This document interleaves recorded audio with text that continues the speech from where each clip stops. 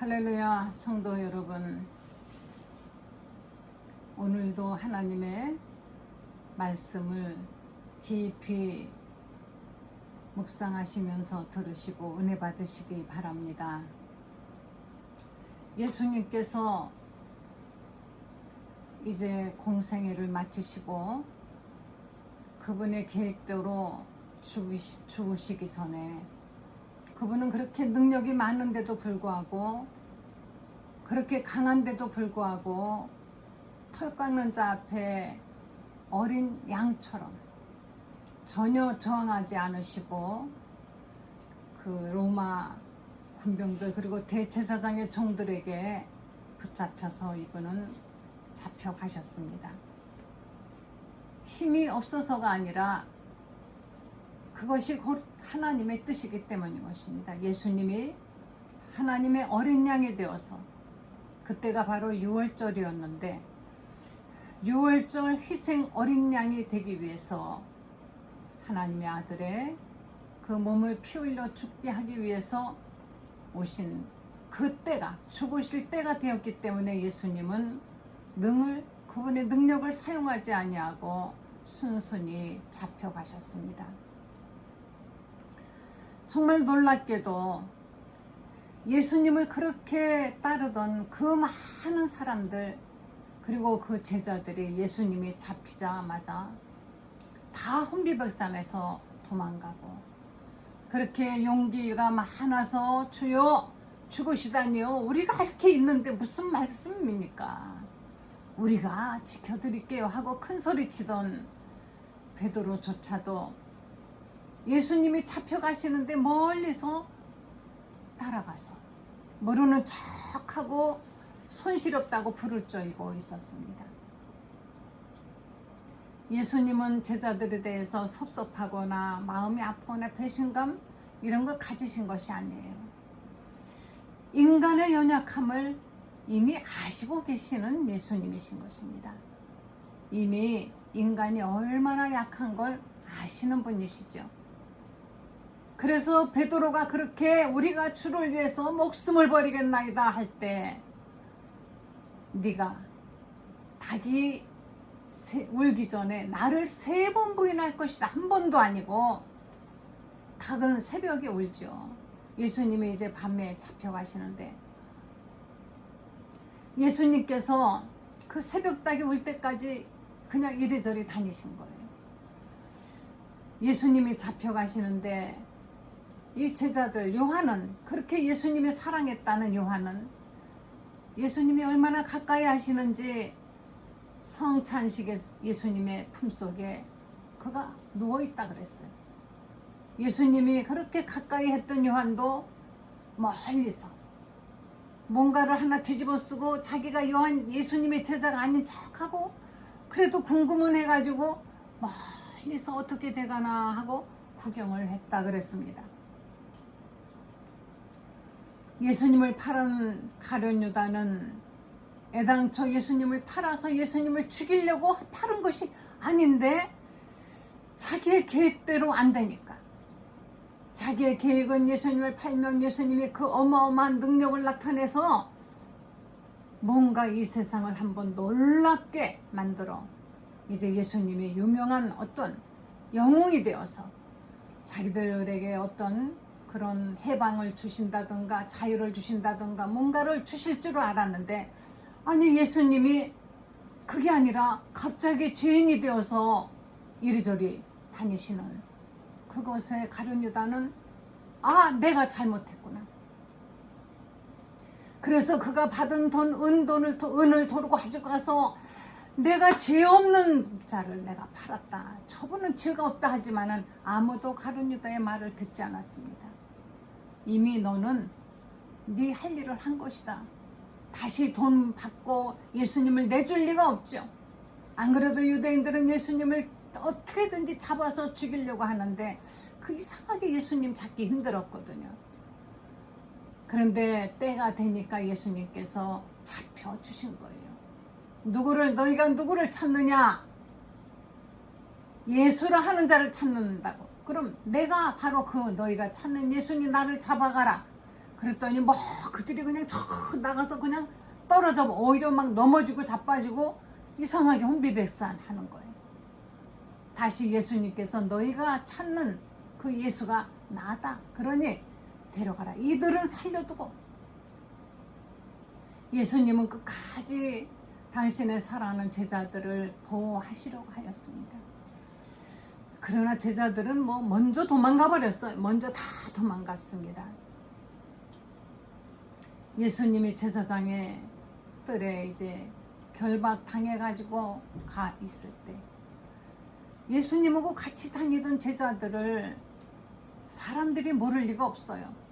또 거기에 보니까는 대제사장의 종 말고의 친척이 거기 있습니다. 그러니까 예수님과 같이 베드로가 다녔다는 것 너무 잘 알죠. 자기 친척 귀를 잘라버린 사람이니까. 너 그 저 예수라는 사람하고 같이 있었던 그 한패 아니냐? 아니 무슨 소리야? 나는 알지 못해. 나는 그를 알지 못한다. 와, 기가 막히죠. 베드로가 아니야 나 아니야 그랬더니 그러면서 불을 쪼입니다. 춥다고. 예수님께서 제자가 자기를 부인하는 음성을 다 들으셨어요. 그래서 다른 성경에는 예수님께서 베드로가 예수님을 모른다. 맹세코 나는 몰라. 맹세코 몰라. 이렇게 말을 할 때 예수님이 그 제자를 돌아보셨다. 그랬습니다. 이 베드로가 불을 쬐고 있는데 또 다른 사람 하나가 또 너 그 제자 중 하나가 아니냐 그랬더니 맹세하면서 아니라. 무슨 소리야 나는 알지도 못하는데 예수라는 사람 나는 이름도 들어본 적 없어. 너 착각한 거 아니야? 이랬겠죠. 아마 한마디로 그냥 아주 딱 잡아뛰겠죠. 요새 같으면은 하나님께 맹세코 나는 몰라 할 텐데 그렇게는 안 했나 봐요. 말고라는 사람의 친척이 네가 동산에서 저 사람하고 같이 있는 것을 내가 보지 아니하였느냐. 무슨 말하는 거야? 사람 착각 잘못 봤지? 아니야 하는데 예수님의 말씀하신 대로 3번을 부인하니까 바로 닭이 울었습니다. 베드로는 닭이 울자 그 닭 우는 소리에 그만 정신이 펑쩍 났습니다. 예수님의 말씀이 생각난 겁니다. 3년 동안을 예수님을 그렇게 따라다니고 주님을 정말 사랑하고 그 말씀을 듣고 이제 나는 이만하면은 주님의 우리 선생님의 제자가 되고 그래도 그분을 내가 믿고 신뢰한다고 나를 신뢰하셔도 된다고 생각했는데 자기 자신이 이렇게밖에 되지 않나. 우리는 가끔 가다가 그런 생각합니다.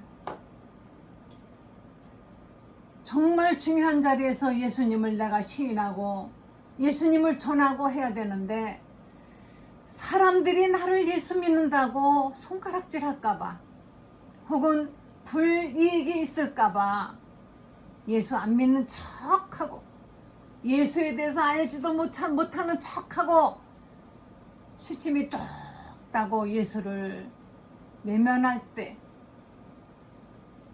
그 마음이 얼마나 괴로웠습니까? 괴롭지조차도 않는다면 그 사람은 예수님 믿는 사람이 아니라고 볼 수가 있어요. 지금은 편안한 때입니다. 그러나 만약에 우리에게 지금 크리스찬들에게 만약에 환난과 핍박이 오면 얼마나 많은 사람들이 주님을 떠나버리고 예수님을 부인할까. 이 좋은 환경에서도 우리는 예수님을 전에는 그래도 교회 다닌다 예수님 믿는다 하면은 사람들이 그렇습니까? 네, 저 사람 그래도 뭔가 다른 사람보다는 나은 사람이야 이렇게 그들은 생각하고 또 그렇게 말하고 그렇게 대우를 해 주었는데 요새는 예수님 믿는다고 해서 뭔가 남다른 사람이라는 기대를 얻기 힘든 때가 왔습니다. 그것은 크리스찬들의 잘못이에요. 예수님 믿는 사람들이 뭔가 행동을 잘못했기 때문에 신뢰를 얻지 못하고 신임을 얻지 못하고 오히려 차라리 안 믿는 사람보다도 못하다는, 안 믿는 사람들은 뭔가 서로서로 감정이 있으면은 대화해서 또 밥 한 끼 먹고 차 한 잔 마시고 풀어버립니다. 그러나 예수 믿는 사람들은 어쩌면 그렇게 끝까지 그 분쟁을 놓지 않고 원수처럼 지내는지. 차라리 세상 사람들은 예수를 안 믿기 때문에 죄를 지어도 그닥지 흉이 아니에요. 뭐 인간이니까 그럴 수가 있다라고 누구나 이해를 할 수 있습니다. 그러나 예수님을 믿는 사람들이 세상 사람들과 똑같이 혹은 그보다 더 나쁜 짓을 할 때 도대체 믿는 사람들이 안 믿는 사람과 뭐가 다르냐 이겁니다. 우리가 예수님을 시인한다는 것은 나 예수 믿는 사람이요 예수 믿는 사람이요 하고 다니라는 것은 아닌 것입니다. 모든 우리는 일상생활에서 모든 우리 삶에서 예수님을 믿는 사람이라는 것을 드러내야 돼. 예수님 말씀하시기를 너희는 세상의 빛이라. 빛을 이 등경 아래 두지 아니하나니, 그 빛이라는 것은 높은 곳에 비춰 많은 사람들이 다 보게 하는 드러나는 것이라는 것입니다. 다시 말하면 너희의 착한 행실을 많은 사람들에게 드러내어서 사람들과 하여금 보고 하나님께 영광 돌리게 하라 말씀하셨습니다. 우리의 착한 행실이 무엇입니까? 무엇으로 우리는 예수님 믿는 사람이며 다른 사람보다 다른 뭔가 이 어두운 세상을 밝히기 위해서 안 믿는 사람보다 뭔가 다른 일을 하고 있다라고 말할 수가 있습니까? 안 믿는 사람하고 뭔가 달라야 되지 않겠습니까? 화가 났을 때, 또는 다른 사람들이 정말 괴롭힐 때, 또는 사업을 할 때, 어떤 일을 하든지, 아이를 키울 때도 그래요. 아이들은요, 그 아이와 대화를 좀 해보면 그 부모님이 어떤 사람인가 금방 알 수 있습니다. 그 부모님이 아이에게 무엇을 중점적으로 가르치나 하는 것을 알 수가 있어요. 요즘에 아이들은 그저 공부, 점수. 그냥 어떻게든지 공부 잘하고 점수 많이 받는 것, 친구도 없어요. 점수에 있어서는. 서로 모두가 경쟁자인 것입니다. 우정이라는 이야기 들어본 적이 정말 오래됐죠. 친구 간의 우정보다는 친구도 사실은 경쟁자인 것이고, 그리고 아이들도 벌써 너는 어디 사니? 몇 평에 사니? 너희 아빠 차는 뭐니? 듣도 보도 못한 이상한 이름, 뭐 외제차, 무슨 뭐 엄청 몇 억짜리 차, 뭐 이런 이름들을 애들이 줄줄 깨면서 굉장히 비싼 집에 살고, 그리고 좋은 차 타고 다니면은 그 아이는 덩달아 아이들에게, 친구들에게 뭔가 괜찮은 아이처럼 대우를 받는다는 것입니다. 그런데 좋은 아파트 단지에 그 임대 아파트가 요즘 끼어 있다 그래요. 임대 아파트 아이들은 같이 놀질 않는데요, 아이들이. 너희들끼리, 임대 아파트 아이들끼리 그냥 놀아라. 이렇게 아이들이 어려서부터 벌써 있는 사람 없는 사람, 강한 사람 약한 사람 딱 갈라치기 해가지고 있는 사람끼리 강한 사람끼리 어울리는 것, 약한 사람들은 도와주고 함께 어우러져서 같이 사는 것이 아니라 따돌리고 하는 것을 벌써 아이들은 어려서부터 익히고 있습니다. 예수님은 이 땅에 오셨을 때 이 당시에 그렇게 부자요, 권세도 있고 공부도 많이 한 잘난 사람들 많이 있지만은 예수님의 제자들 중에 그런 사람 한 명이나 있습니까? 없지 않습니까? 고기 잡던 어부들, 세리, 보면은 별일 없는, 이름도 없는, 자랑할 것이 하나도 없는 사람들을 예수님은 제자로 삼으셨습니다. 하나님은 사람의 외모를 보지 아니하시고 그 중심을 보시는 것이요. 예수님의 제자들은 비록 가진 것은 없지만 예수님께서 네가 나를 따르라 하니 곧 그물을 버려두고 예수님을 따랐다. 어떤 사람은 아버지 장사를 지내고 깨어 죽은 자는 죽은 자로 장사하게 하고 너는 나를 따르라 하니까 바로 곧 예수님을 따랐다. 바로 예수님 앞에 나온 사람들, 예수님의 제자들은 이와 같이 단호하게, 그러나 한 번은 부자 청년이 예수님에게 나왔을 때 이 부자 청년은 예수님, 네가 가지고 있는 것을 다 가난한 사람들에게 다 나눠주고 네가 가진 게 너무 많은 그것 때문에 거기에 매달려 사느라고 하늘나라를 갈 수 없으니 그리고 나를 따르라 했더니 이 청년은 근심하고 돌아갔다 그랬습니다. 근심이 누가 더 많습니까? 돈이 적은 사람이 많을까요? 많은 사람이 많을까요? 돈이 적은 사람은, 돈 많은 사람은 근심도 없이 사는 줄 알고 있습니다. 그러나 여러분, 세계에서 가장 행복 지수가 높은 나라가 방글라데시라는 가난한 나라라는 거 아십니까? 여러분, 저 가난한 나라에, 우리가 볼 때 가난한 나라의 아이들 얼마나 행복해 보이고 천진하고, 그곳 사람들 별거 아닌 거 가지고도 웃으면서 행복해 하지 않습니까? 그런 웃음을 부자들이, 그 천진한 웃음을 웃는 것을 부자들이 그렇게 웃는 걸 우리 본 적 있습니까? 가진 것이 많으면 그것을 지키려고, 더 많이 또 불리려고 근심이 많아요. 어떤 부부가 로또가 당첨됐는데 로또가 당첨되고 나서 부부가 헤어졌습니다. 누가 더 많이 갔느냐 가지고 싸우고, 그 다음에는 갑자기 생전 연락도 안 하던 친척들이 그냥 꼬이기 시작하는데 다 돈 꺼달라, 나 뭐 좀 미천 좀 대달라, 뭐 좀 해달라, 그냥 거절할 수 없는 그런 요구들을 가지고 모두 찾아와서 결국은 부부가 이혼하고 헤어지고 어떻게 됐는지 모르지만은 우리는 이전처럼 행복하지 않다라고 말하는 걸 들었습니다. 예수님의 제자들은 예수님을 따라다니면서 이들은 정말 행복했어요. 이들은 단순한 사람들이었고 예수님 한 분만 있으면 됐어요. 그냥 예수님께서 때로는 어떤 때는 그들도 배가 고파 밀을 비벼 먹기도 했습니다. 그래도 이들은 행복했는데 예수님이 잡히니까 이들은 그 의지하던 예수님이 딱 잡혀가니까 더 이상 의지할 것이 없는 줄 알고 이들은 두려워하였습니다. 그리고 예수님을 부인했어요. 왜? 예수님을 안다고 하면은 바로 목숨에 위험이 올까봐. 유대인들이, 대제사장들이 자기들을 잡아갈까봐. 모두가 다 마치 불을 딱 켜면은 바퀴벌레들이 다 어디로 숨어버리듯이 어디론가 다 숨어버렸습니다. 그리고 베드로는 예수님을 모른다. 정말 모른다. 맹세코 모른다. 이렇게 부인을 했어. 그리고 나서 이후로 베드로는 이 다구는 소리만 들으면은 그때 자기가 예수님을 부인했던 그때가 생각나서 그렇게 울었답니다.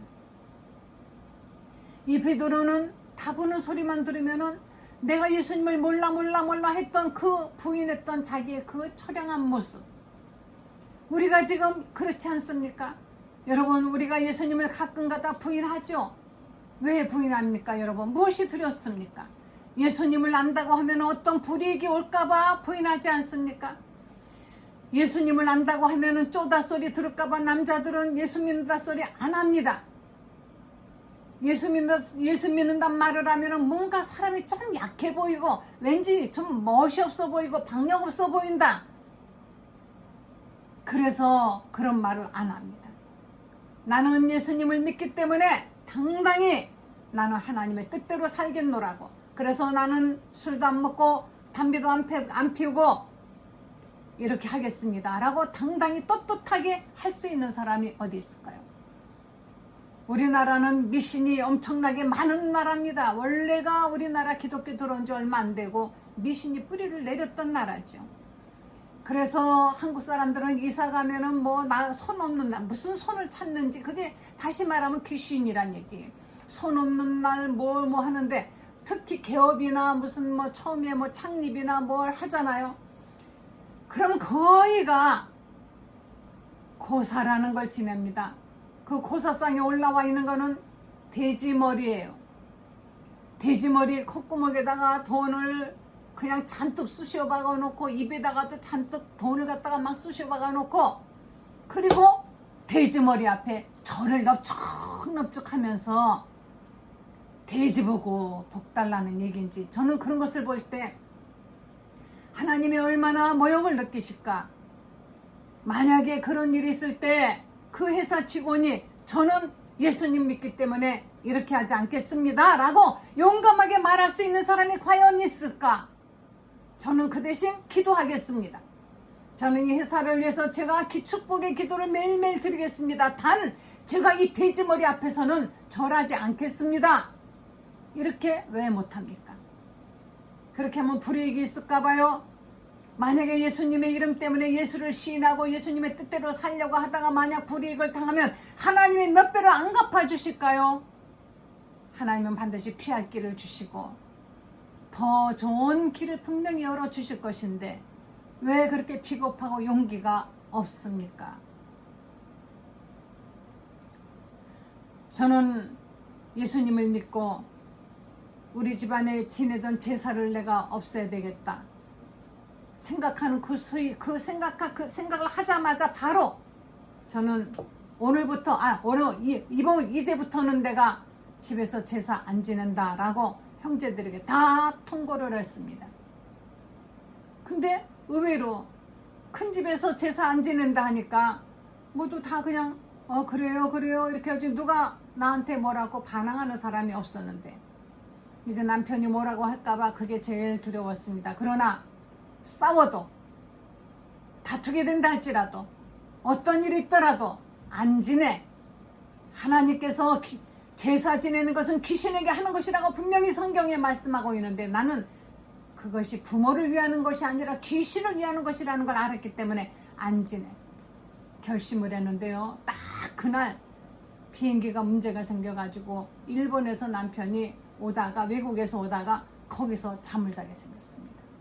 그래서 그날은 지나가 버리고 그 다음에 제가 선포했습니다.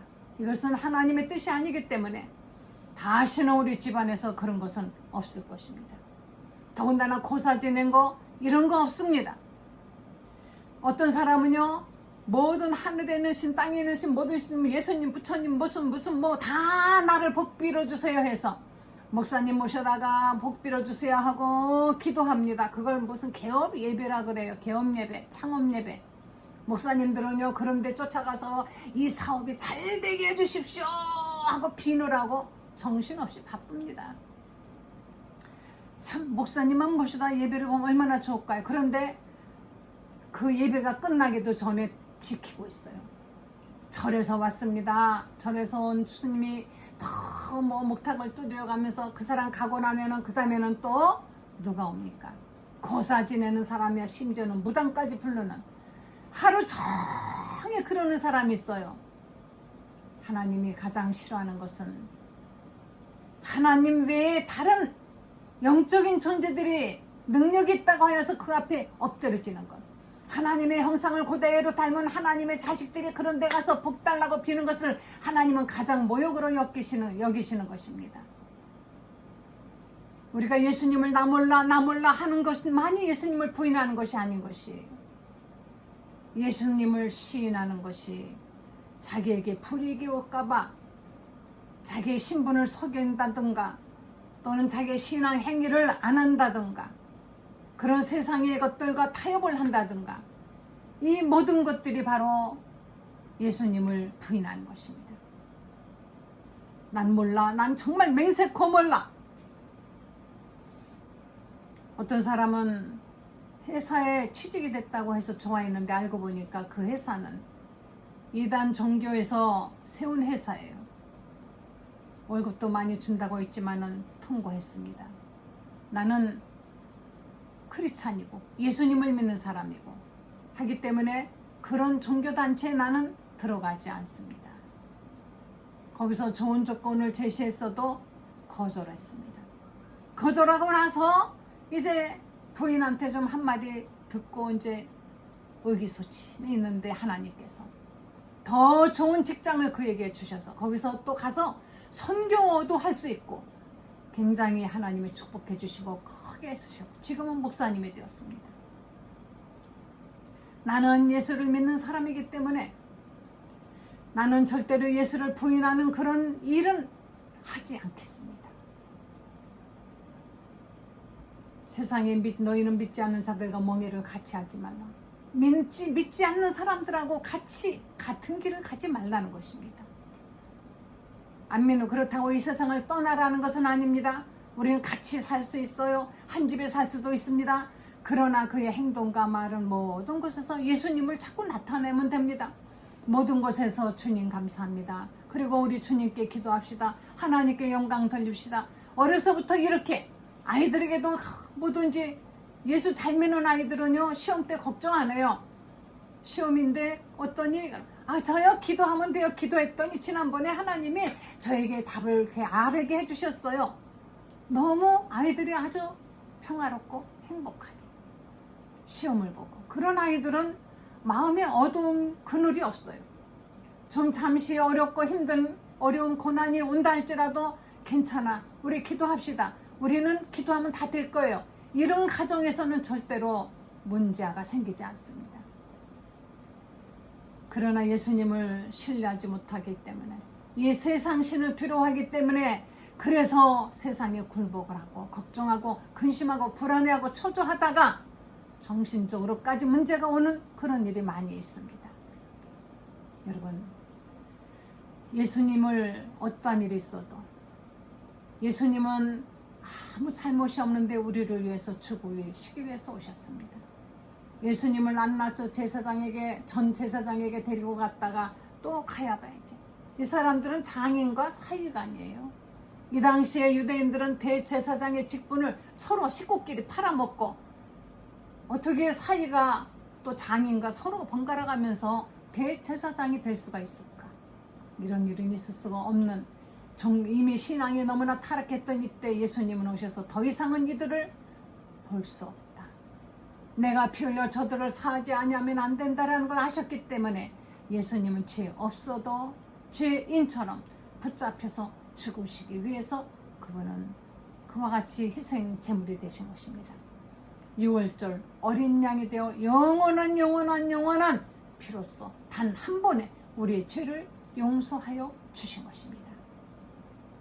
예수님을 부인하지 마십시오. 여러분, 내가 예수님을 사람들 앞에 부끄러워했던가?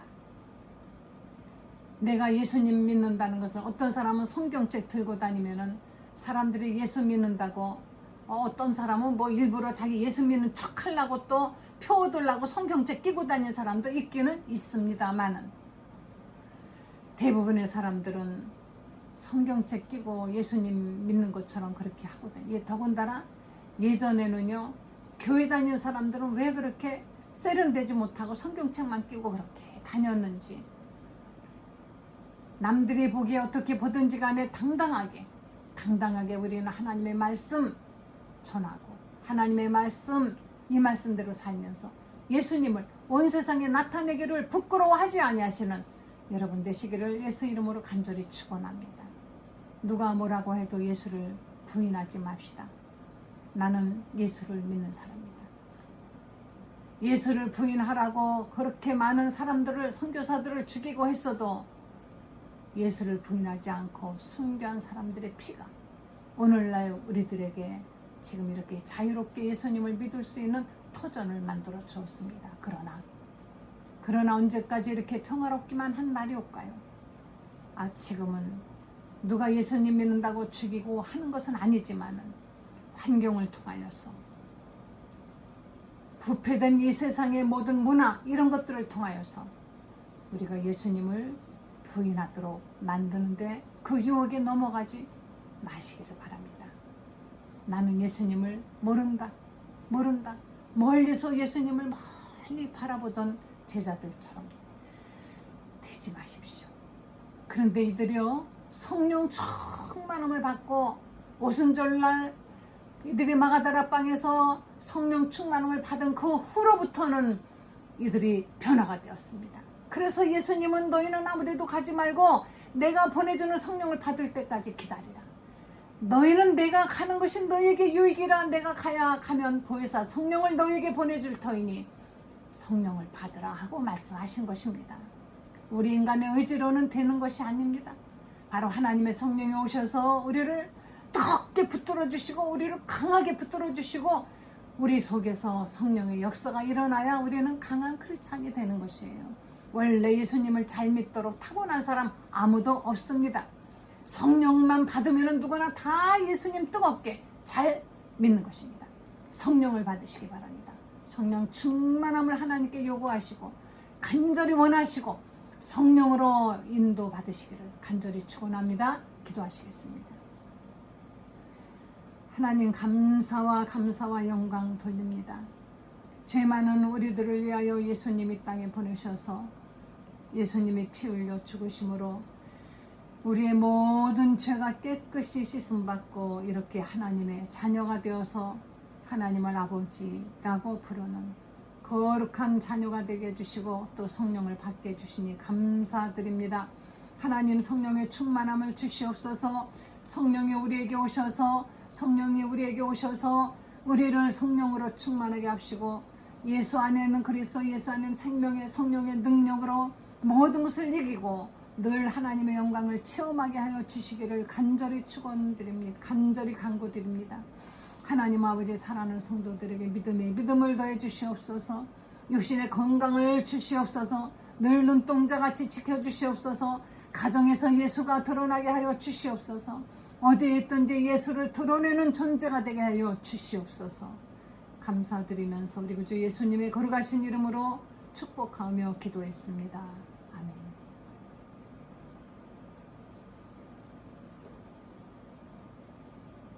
여러분 성령 충만하셔서 뜨겁게 기도하시고 기도할 때마다 응답 받으시기를 간절히 축원드립니다.